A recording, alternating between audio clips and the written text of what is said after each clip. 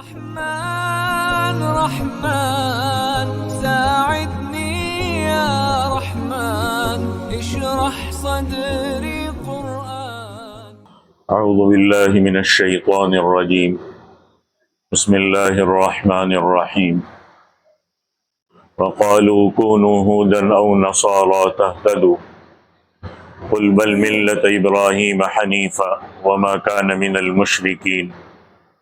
قولوا آمنا بالله وما أنزل إلينا وما أنزل إلى إبراهيم وإسماعيل وإسحاق ويعقوب والأسباط وما أوتي موسى وعيسى وما أوتي النبيون من ربهم لا نفرق بين أحد منهم ونحن له مسلمون. وإن آمنوا بمثل ما آمنتم به فقد اهتدوا وإن تولوا فإنما هم في شقاق فسيكفيكهم الله وهو السميع العليم. صبغة الله ومن أحسن من الله صبغة ونحن له عابدون. صدق الله العظيم. سورۃ البقرہ آیت نمبر 135 سے 138 تک تلاوت کی ہے. یہود، نصارہ اور مشرکین تینوں گروہ حضرت ابراہیم علیہ السلام کی ملت کے مخالف تھے. خصوصاً اہل کتاب یعنی یہود اور نصارہ وہ یہ سمجھتے تھے کہ ہم جس یہودیت اور نصرانیت پر ہے وہ ملت ابراہیمی ہے، اور دوسروں کو بھی یہی چیز اختیار کرنے کی دعوت دیتے تھے. مدینہ طیبہ کے اطراف میں رہنے والے یہودیوں میں ایک بڑا عالم تھا، عبداللہ بن سوریہ. اس نے خود حضرت صلی اللہ علیہ وسلم کو دعوت دی کہ آپ یہودیت اختیار کر لیں، ہدایت پا جائیں گے. دلیل اس کی بھی یہی تھی کہ ہم اصل میں ابراہیمی طریقے پر قائم ہیں، حالانکہ ان کا یہ دعویٰ ہی غلط ہے. کل پوری تفصیل کے ساتھ یہ بات آئی کہ حقیقت یہ ہے کہ یہودیت تورات کی بگڑی ہوئی شکل ہے، انہوں نے تورات کو بھی بدل دیا.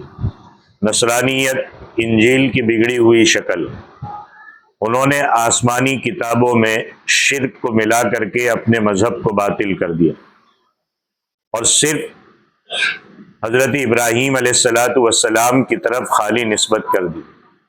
جیسے ہم بہت ساری چیزیں اپنے بڑوں اور بزرگوں اور حضور کے حوالے سے بیان کرتے ہیں لیکن اس پر عمل ہی نہیں کرتے. یہودیت اور نصرانیت میں یہ تھا کہ وہ عمل تو دور کی بات، انہوں نے ان چیزوں کو بدل دیا، اس کو رکھا ہی نہیں ویسا. اس امت کا یہ امتیاز ہے کہ یقیناً وہ اس پر عمل کرنے میں کمزور ہے لیکن اس میں کوئی تبدیلی نہیں کی ہے. لہذا اللہ تعالیٰ نے ان کے باطل عقیدوں کو رد فرمایا، اور اہل کتاب کا باطل کی طرف دعوت کا طریقہ یہ تھا کہ وَقَالُوا كُونُوا هُودًا أَوْ نَصَارَىٰ تَهْتَدُوا. وہ یہ کہتے تھے کہ یہودی بن جاؤ یا نصرانی بن جاؤ، ہدایت پا جاؤ گے. اللہ تعالیٰ نے ان کی دعوت کو رد کرتے ہوئے اللہ کے نبی صلی اللہ علیہ وسلم کو ارشاد فرمایا کہ اہل کتاب جو دعوت دے رہے اس کے جواب میں کہو قُلْ بَلْ مِلَّةَ إِبْرَاهِيمَ حَنِيفًا، یہودی نہیں، نصرانی نہیں. آپ ان کو کہہ دیں کہ ایسا ہرگز نہیں ہو سکتا کہ ہم تمہارا باطل مذہب اختیار کر لیں. اور اگر مان لو کہ یہودیت میں بگاڑ پیدا نہیں ہوا تھا، نصرانیت میں بگاڑ پیدا نہیں ہوا تھا، تو بھی اب تورات اور انجیل اس پر اب عمل رہا نہیں، کہ اب تورات اور انجیل پر عمل نہیں کرنا ہے. اب قرآن پاک اللہ تعالیٰ کی آخری کتاب ہے جس نے پہلی جتنی کتابیں تھی اس کو ناسخ کر دیا. لہذا اب تورات اور انجیل پر عمل نہیں کیا جا سکتا. یہودیت کا جو آج کا طریقہ ہے وہ حضرت موسیٰ علیہ السلام کے بعد ایجاد ہوا ہے، موجودہ یہودیت، ورنہ یہودیت وہ نہیں ہے. ہرگز ان کا طریقہ وہ نہیں ہے جسے اختیار کیا جیسے. اسی طرح موجودہ عیسائیت، موجودہ نصرانیت، یہ حضرت عیسیٰ علیہ السلام کے 200 سال کے بعد ایجاد ہوئی. حضرت عیسیٰ کے ہوتے ہوئے کہیں یہ دعویٰ نہیں تھا کہ حضرت عیسیٰ خدا ہے یا حضرت مریم خدا ہے یا حضرت جبرائیل خدائی میں شریک ہے۔ موجودہ نصرانیت کا جو پیش کیا ہوا عقیدہ ہے 3 خداؤں کا، یہ ہرگز حضرت عیسیٰ علیہ السلام کی تعلیم نہیں ہے۔ لہٰذا یہ دونوں مذہب جو آج اس کی بگڑی ہوئی شکل ہے وہ کسی صورت میں قابل قبول نہیں ہے، اور اگر اصلی شکل میں ہوتے تو بھی قرآن آنے کے بعد اب اس پر عمل کی کوئی گنجائش نہیں رہتی۔ تو اللہ تعالیٰ نے ارشاد فرمایا کہ تمہارا طریقہ ابراہیمی نہیں ہے، بل ملت ابراہیم حنیفہ، ہم تو اصل ملت ابراہیمی کی پیروی کریں گے، وہ نہیں جس کو بگاڑ کر تم نے اپنی طرف منسوخ کر دیا ہے۔ اس حقیقی ملت کو اختیار کریں گے، اسی پر جمے رہیں گے۔ اب کل کی آیتوں میں گزرا کہ صحیح ملت ابراہیمی کیا ہے؟ وہ ملت اسلامیہ ہی ہے۔ آپ صلی اللہ علیہ وسلم کا اتباع کرنا، یہ حقیقت میں ملت ابراہیمی پر چلنا ہے۔ وَمَن يَرْغَبُ عَن مِّلَّةِ إِبْرَاهِيمَ إِلَّا مَن سَفِيَ نَفْسَهُ، کہ ملت ابراہیمی سے کوئی بیوقوفی منہ موڑ سکتا ہے، اور ان کا طریقہ تو اللہ کی اطاعت کا طریقہ ہے، اور اس آخری دور میں شریعت محمدیہ ہی حضرت ابراہیم علیہ السلام کی ملت کی اصل جانشین ہے۔ لہٰذا ہم تو اس ملت کا اتباع کریں گے جو حضرت ابراہیم کی ملت ہے، اور یہ حضرت ابراہیم کی ملت اب شریعت محمدی کی شکل میں ہمارے پاس موجود ہے۔ دیکھو یہاں ایک لفظ ہے حنیف۔ حنیف عربی زبان میں اس اونٹ کو کہتے ہیں جس کے پاؤں میں کچھ کجی ہو اور وہ چلتے وقت ایک طرف کو جھک جاتا ہو۔ اب اس کو احنب بھی کہتے ہیں۔ لفظ حنیف اسی مادے سے ہے، اور اس کا معنی ہے کہ ہر طرف سے کٹ کر ایک طرف لگنے والا۔ اور اصطلاحاً میں حنیف اس شخص کو کہتے ہیں جو ہر طرف سے کٹ کر صرف اللہ کی طرف رجوع کرے، حنفاء للہ غیر مشرکین بھی۔ حضرت ابراہیم علیہ السلام کے متعلق بھی یہی آتا ہے کہ وما کان من المشرکین، کہ وہ شرک کرنے والوں میں نہیں تھے۔ مگر جس یہودیت اور جس نصرانیت کی تم دعوت دیتے ہو وہ تو شرک سے بھری ہوئی ہے۔ تم تو انسانوں کے خدا ہونے کے عقیدے کے قائل ہو۔ یہودیوں نے حضرت عزیر علیہ السلام کو خدا کا بیٹا بنایا، عیسائیوں نے حضرت عیسیٰ علیہ السلام کو خدا کا بیٹا بنایا۔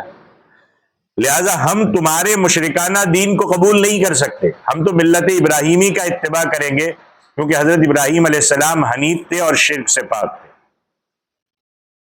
یہاں پر شاہ ولی اللہ محدث دہلوی رحمۃ اللہ علیہ اور بعض دوسرے مفسرین کرام فرماتے ہیں کہ حنیف وہ شخص ہے جو اللہ کی وحدانیت کا قائل ہو، حج کرنے والا ہو، نماز میں بیت اللہ شریف کی طرف رخ کرنے والا ہو، اور محرمات نکاح کو حرام سمجھتا ہو۔ شاہ عبدالعزیز صاحب رحمۃ اللہ علیہ نے اپنی تفسیر میں ملت ابراہیمی کی 40 خصوصیات بیان کی ہے جو اسلام میں پائی جاتی ہے۔ یہاں پر حج کرے، اس سے مراد وہ شخص ہے جو اللہ کی وحدانیت کو مانتا ہو۔ بہرحال حضرت ابراہیم علیہ السلام حنیف تھے۔ اللہ نے ارشاد فرمایا کہ آپ فرما دے کہ ہم حضرت ابراہیم کی ملت کا اتباع کریں گے، تمہاری اپنی بنائی ہوئی یہودیت اور نصرانیت جس کو تم نے ملت ابراہیمی کہا ہے اس کو ہم قبول کرنے کے لیے تیار نہیں ہیں۔ تو فرمایا کہ آپ ان کو اصل ملت ابراہیمی کی تشریح بھی کر دے۔ اصل ملت ابراہیمی کی تشریح کیا ہے؟ اگلے جملے میں قولوا آمنا باللہ، سب سے پہلی چیز یوں کہو کہ ہم ایمان لائے اللہ پر۔ ہماری جڑ، ہماری بنیاد ہی اللہ کے ایک ہونے پر ہے، اس میں کوئی کچھ بھی نہیں چلے گا، کوئی گنجائش نہیں کہ اس میں تھوڑے ادھر ادھر سے شوشے نکال لے کے کر لو، گنجائش ہے۔ اللہ کی وحدانیت یہ جڑ ہے، اس میں کوئی گنجائش نہیں۔ ہم اللہ کے ساتھ کسی کو شریک نہیں ٹھہراتے، نہ ذات میں، نہ صفات میں، نہ حلال اور حرام میں، کسی چیز میں اللہ کو شریک نہیں بناتے۔ کہ اللہ نے جو حلال کہہ دیا وہ حلال، اللہ نے جو حرام کہہ دیا وہ حرام، یہ اللہ کے پاس اتھارٹی ہے، اللہ کے علاوہ کسی کے پاس نہیں۔ اس کے برخلاف بنی اسرائیل نے کیا کیا کہ حلال اور حرام کا جو منصب ہے وہ پادریوں اور فادرز کے سپرد کر دیا، کہ جسے پادری حلال کر دے وہ حلال، جس چیز کو پادری حرام قرار دے دے وہ حرام۔ حالانکہ حلال اور حرام کا کرنا یہ اللہ کے قبضے قدرت میں ہے، یہ منصب اللہ کی ذات کے ساتھ خاص ہے، اللہ کے علاوہ کسی کے پاس نہیں ہے۔ آج جب نبی کہتے ہیں کہ یہ چیز حلال ہے، یہ چیز حرام ہے، تو وہ اللہ کے حلال کیے ہوئے اور حرام کیے ہوئے حکم کے مطابق بتاتے، خود اپنی مرضی سے کسی چیز کو حلال اور حرام قرار نہیں دیتے۔ یہودی چونکہ حلال اور حرام کا اختیار اپنے احبار کو، اپنے رہبان کو، اپنے پادریوں کو سونپتے ہیں، اس لیے وہ حلال اور حرام میں شرک کے مرتکب ہوئے۔ یہی چیز سمجھنے کی ہے۔ آج کل ہم قرآن و سنت سے ہٹ کر کے جو چیزیں اللہ نے حلال کر دی، حرام کہہ دی، یا جو چیزیں قرآن و سنت میں بیان کر دی گئی، آج کوئی بڑا جس کو ہم عقیدت مند کے ساتھ سمجھتے ہیں، اس نے یہ کرنا شروع کیا کہ قرآن و حدیث میں اپنی منمانی تشریحات ڈالنا شروع کی۔ جو چیزیں واضح غلط ہے، جس کو شریعت نے کہہ دیا اس کی کوئی گنجائش نہیں ہے، اس کو یہودیت اور نصرانیت والی صفات اپنا کے ہم نے بھی اس میں چینجز کرنا شروع کیا۔ اس کی کوئی گنجائش نہیں ہے۔ اللہ کی ذات میں، اللہ کی صفات میں کسی کو ہم شریک نہیں ٹھہرا سکتے، نہ حلال اور حرام میں۔ تو ایمان والوں کو خطاب ہو رہا ہے کہ ایمان باللہ، اللہ پر ایمان، اس کے بعد تمام آسمانی کتابوں پر ایمان لانے کا اعلان کرو۔ وما انزل الینا، ہم اس کتاب پر ایمان لائے جو ہماری طرف نازل کی گئی، پہلی چیز قرآن پاک پر۔ پھر وما انزل الی ابراہیم و اسماعیل و اسحاق و یعقوب والاسباط، اور جو کچھ نازل کیا گیا حضرت ابراہیم، حضرت اسماعیل، حضرت اسحاق، حضرت یعقوب علیہ السلام اور ان کی اولاد پر، ہم اس پر بھی ایمان لاتے۔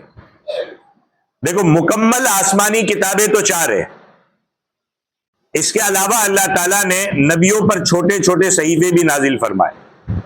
چنانچہ قرآن میں حضرت ابراہیم علیہ السلام کے صحیفوں کا بھی ذکر آتا ہے، صحف ابراہیم و موسیٰ، حضرت موسیٰ علیہ السلام کے صحیفوں کا بھی ذکر آتا ہے۔ یہاں پر انہی صحائف کا ذکر ہے کہ جس طرح دوسری آسمانی کتابوں پر ایمان لانا ضروری ہے، اسی طرح آسمانی صحیفوں پر ایمان لانا بھی ضروری ہے۔ یہ بھی ذہن میں رہے کہ اس آیت میں حضرت ابراہیم علیہ السلام کے علاوہ 4 نبیوں کا ذکر ہے۔ کس کا؟ حضرت ابراہیم، حضرت اسماعیل، حضرت اسحاق اور حضرت یعقوب۔ اللہ تعالیٰ نے آپ کے بعد ان نبیوں ان کو نبی بنا کر کے بھیجا، اور سب پر اور ان پر اللہ تعالیٰ نے کتابیں اور صحیفے نازل کی، تو ان پر نازل ہونے والی چیز پر ایمان لانا یہ ایمان والوں کا شیوا ہے۔ تو فرمایا ہمارا ان کتابوں پر بھی ایمان ہے۔ وما اوتی موسیٰ و عیسیٰ، اور جو موسیٰ اور عیسیٰ علیہ السلام کو عطا کی گئی تورات اور انجیل، اس پر بھی ایمان، لیکن وہ جو اصل تھی جو تبدیل کر دی گئی ہمارا اس پر ایمان نہیں ہے۔ وما اوتی النبیون من ربہم، اور اس چیز پر بھی ایمان لے آئے جو دوسرے نبیوں کو ان کے رب کی طرف سے دی گئی۔ اب ایک قاعدے کلیہ سمجھ لے کہ اللہ نے انسانیت پر، یہ بہت اچھے سے ذہن میں رکھ لے، اللہ نے انسانیت پر جس وقت اور جو کچھ اپنے نبیوں کے ذریعے بھیجا ہے سب پر ایمان لانا ضروری ہے۔ ہاں یہ بات ہے کہ اس پر عمل ہوگا وہ ختم ہو چکا، لیکن یہ ضرور ماننا ہے کہ یہ اللہ نے کتاب نازل جو کی ہے ہمارا اس پر ایمان ہے، جو نبی آئے اس پر ہمارا ایمان ہے۔ ابن ابی حاتم کی روایت میں آتا ہے کہ اللہ کے نبی نے ارشاد فرمایا کہ جہاں تک ایمان لانے کا تعلق ہے تم زبور، تورات، انجیل سب پر ایمان رکھو، مگر عمل کرنے کے لیے تمہارے لیے قرآن پاک کافی ہے۔ اب وہ کتابیں منسوخ ہو چکی، یعنی پہلی کتابوں پر عمل کرنے کی ضرورت نہیں ہے، کیونکہ اللہ کی آخری کتاب قرآن پاک نے پہلی جتنی کتابیں تھی اس کے جتنے آرڈرز تھے اس کو ختم کر دیا۔ اب قابل عمل حکم کس کا ہے؟ صرف قرآن کا باقی ہے۔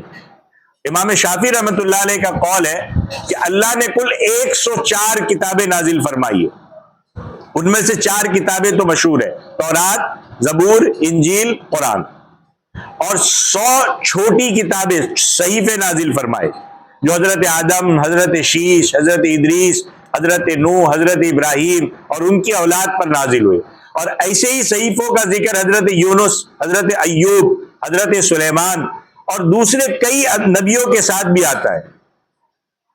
موجودہ مجموعہ جو کتب مقدسہ جسے بائبل کہتے ہیں، اس میں بھی 39 صحیفے شامل ہیں۔ ان کتابوں اور صحیفوں میں اگرچہ بہت سا بدلاؤ ہو چکا، لیکن ہاں یہ تو ہے کہ اللہ نے یہ کتابیں نازل کی ہے۔ ہمارا ان سب پر ایمان ہے کہ اللہ نے وحی کے ذریعے یہ نبیوں پر نازل فرمایا۔ اب ایمان کا اس پر ایمان لانا ہے۔ آگے اس بات کا اقرار ہے کہ لا نفرق بین احد منہ، کہ ہمارا ان تمام رسولوں پر بھی ایمان ہے جن پر کتابیں، جن پر صحیفے نازل ہوئے، بلکہ ان انبیاء پر بھی ایمان ہے جن پر باقاعدہ کوئی کتاب نازل نہیں ہوئی، لیکن ہم ان کے درمیان کوئی فرق روا نہیں رکھتے۔ حقیقت یہ ہے کہ ایمان مکمل اسی صورت میں ہوگا جب تمام نبیوں پر بغیر تفریق کے ایمان لے آؤ۔ آپ کسی پر ایمان لاؤ، کسی پر ایمان نہ لاؤ، یہ تو کفر کے مترادف، سب پر ایمان لانا ہے۔ عمل آپ صلی اللہ علیہ وسلم کی شریعت پر ہوگا، ایمان سب پہ لانا ہے۔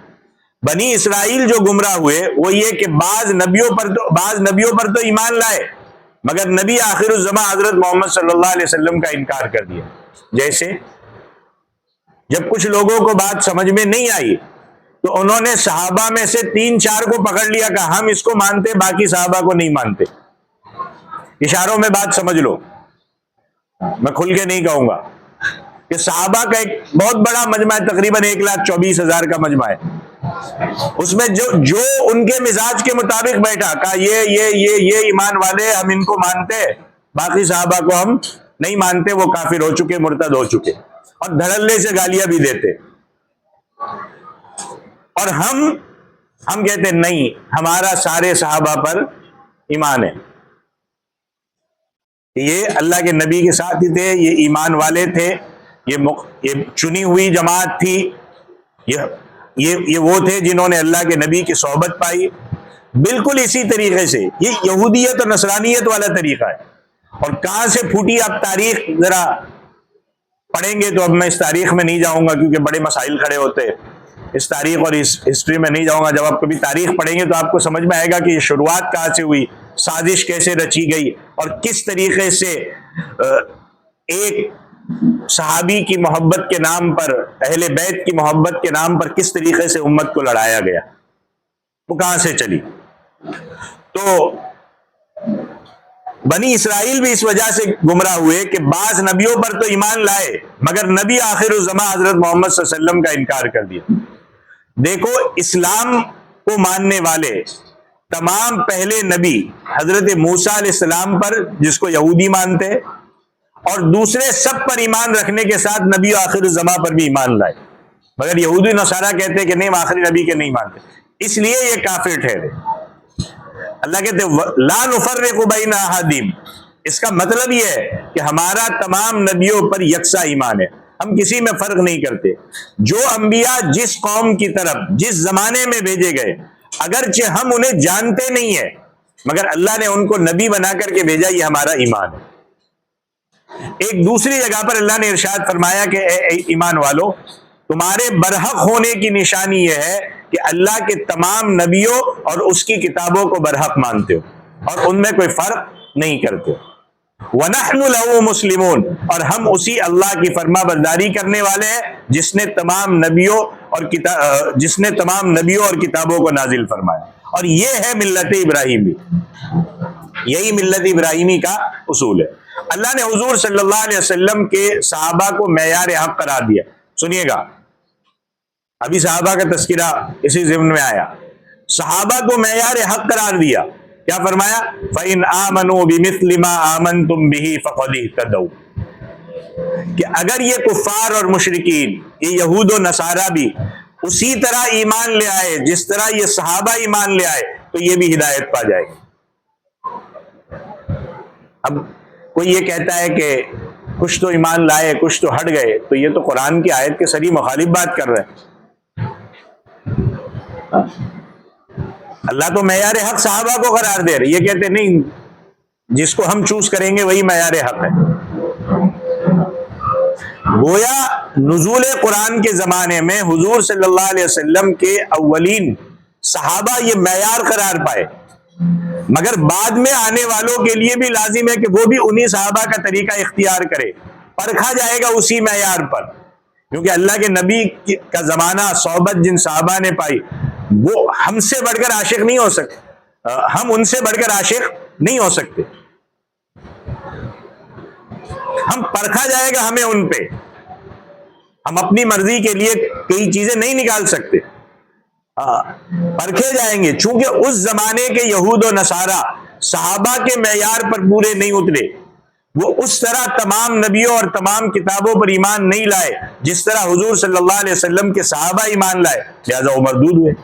آج بھی جو کوئی صحابہ کے طریقے کے خلاف کرے گا گمراہ ہوگا، کیونکہ اللہ کے نبی سے لیا ہوا دین ہم تک پہنچانے میں صحابہ ہی ہے.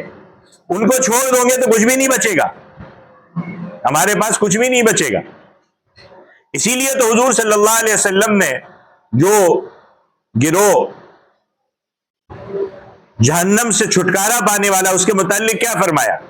ما انا علیہ و اصحابی، کہ نجات یافتہ وہ لوگ ہیں جو میرے اور میرے صحابہ کے طریقے پر ہوں گے، فرمایا.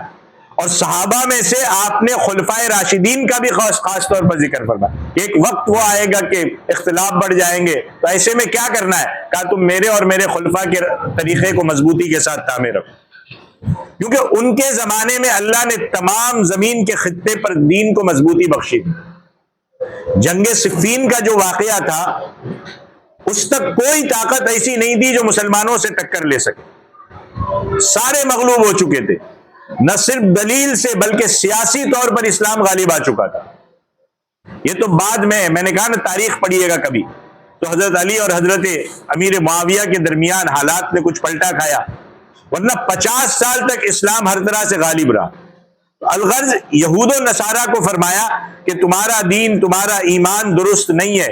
ہدایت حاصل کرنے کے لیے ضروری ہے کہ تم بھی دین حق پر اسی طرح ایمان لاؤ جس طرح ایمان والے صحابہ ایمان لاتے ہیں. اور اگر ایسا نہیں کرو گے، اپنی ضد اور اپنی ہردرمی پر اڑے رہو گے، تو ہدایت نہیں پا سکو گے.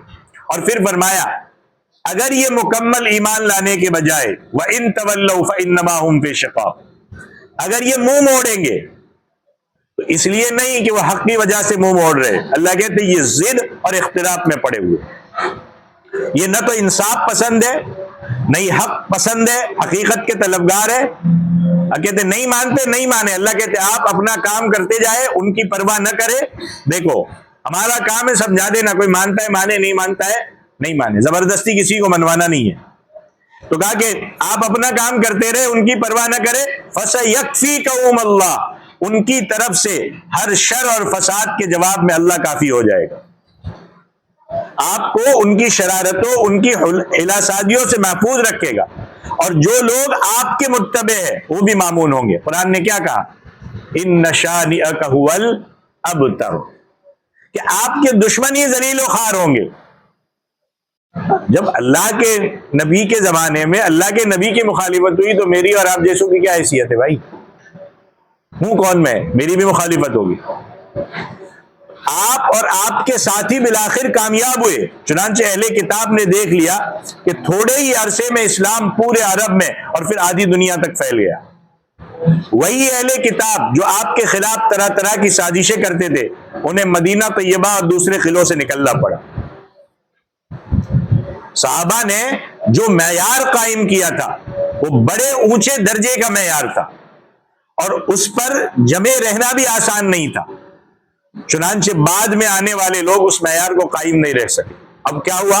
خلافت کے بجائے ملوکیت کا راستہ اختیار کیا، خلافت راشدہ کے طریقے کو پیٹ کے پیچھے ڈال دیا. عیاشی اور فحاشی والا، بادشاہیت والا دور شروع ہوا. یہ طریقہ انہوں نے اختیار کیا. اب نتیجہ یہ نکلا کہ بنی اسرائیل بھی ذلیل ہوئے.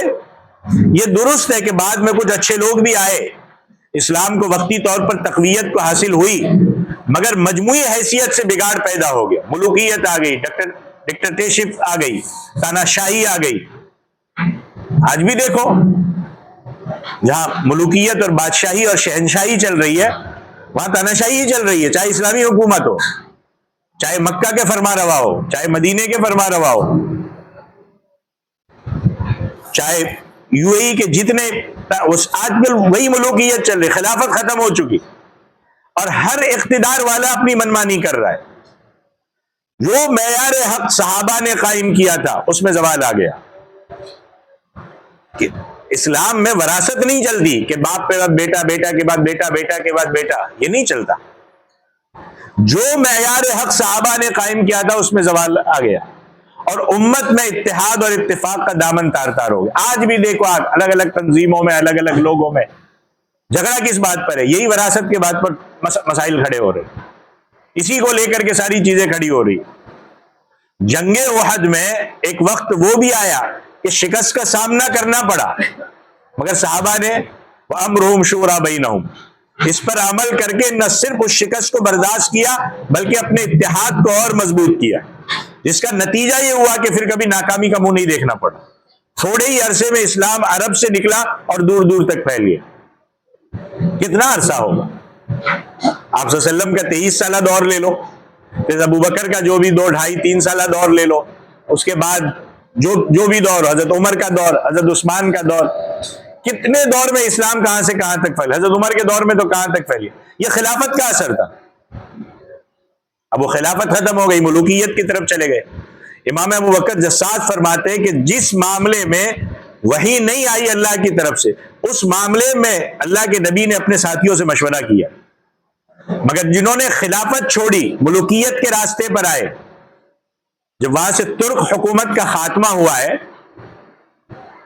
خلافت کا خاتمہ کیا گیا اور مکۃ المکرمہ سے بھی نکالا گیا، ترکوں سے بھی خلافت چھینی گئی، تو وہاں کے جو شریف مکہ تھے، جو آج کل جارڈن میں جا کر کے بیٹھے ہوئے ہیں ان کی اولادیں، ان کو کیا لالچ دی گئی؟ یہی ملوکیت کی، بادشاہیت کی، کہ دیکھو یہ آ کر کے باہر سے حکومت کر رہے، یہ تم ہمارا ساتھ دو، ہم ان کا خاتمہ کریں اور پھر اس کے بعد آپ کو چھوٹے چھوٹے خطوں میں ہم بادشاہ بنا کر کے رکھیں گے.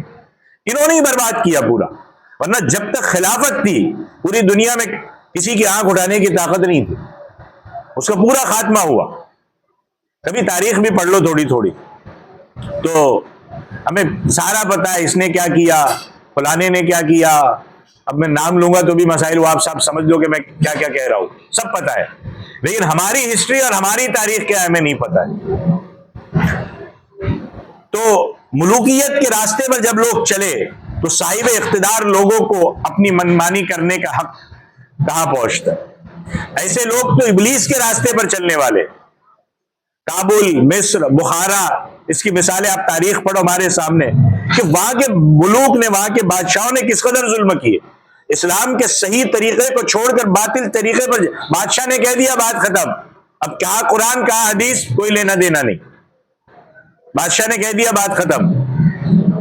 بادشاہ بھی پابند ہے قرآن و سنت کا اور باطل طریقے پر چل نکلے. نتیجہ یہ ہوا کہ جب زوال شروع ہوا ہے تو مسلسل چلتے چلا جا رہا ہے اور آج کل یہی صورتحال ہے.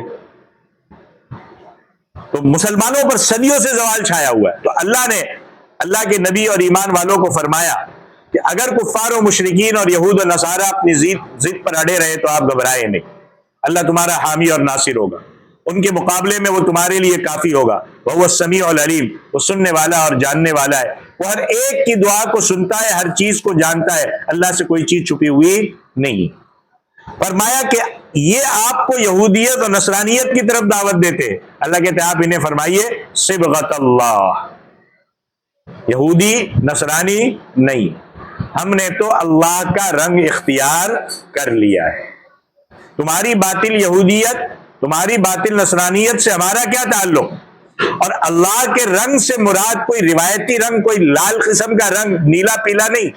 اللہ کے رنگ سے مراد کیا ہے؟ توحید اور اخلاص کا رنگ، اللہ کی وحدانیت کا رنگ. یہ وہ رنگ ہے جو اللہ کی عبادت کرنے سے انسان کے چہرے پر ظاہر ہوتا ہے.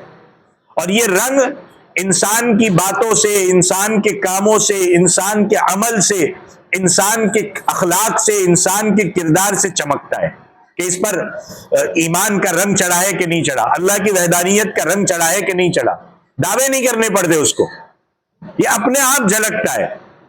تو ہم نے یہ رنگ اختیار کیا ہے. یہودیت، یہ نصرانیت والا رنگ نہیں جو کپڑوں اور جسم پر لگا کر عیسائیت میں پختگی اختیار کرتے ہیں کہ بھائی یہ پہنو تو پتا چلے گا کہ یہودی ہے. یہ پہنو تو پتا چلے گا کہ عیسائی ہے، اور یہ پہنو تو پتا چلے گا کہ فلانا ہے، اور ایسا حلیہ اختیار کرو تو فلانا ہے۔ اسلام نے کوئی حلیہ اختیار کرنے کے لیے نہیں کہا، اللہ کی وحدانیت کا رنگ، اور پھر وہ آٹومیٹک دکھے گا، بتانے کی ضرورت نہیں ہے۔ تو فرمایا ومن احسن من اللہ صبغہ، اللہ کے رنگ سے اچھا رنگ کو کون سا رنگ ہوگا؟ جو کہ توحید، عبادت، ریاضت، دیانتداری، امانتداری اور ایمان کا رنگ ہے۔ یہ ملت ابراہیمی کا رنگ ہے جو صرف ایمان والوں کو حاصل ہے، اور جو اس ملت پر صحیح معنوں میں جمع ہے۔ ہم اللہ تعالیٰ کے شکر گزار ہیں جس اللہ تعالیٰ نے ہمیں اپنے رنگ میں رنگ لیا۔ صبغۃ اللہ، ومن احسن من اللہ صبغہ ونحن له عابدون، اسی لیے ہم اسی اللہ کی عبادت کرنے والے ہیں، ہم کسی کو اللہ کی عبادت میں شریک نہیں کرتے۔ یہ سورۃ البقرہ آیت نمبر 135 سے 138 تک کی اللہ تعالیٰ عمل کی توفیق عطا فرمائے، آمین۔ وآخر دعوانا ان الحمدللہ رب العالمین۔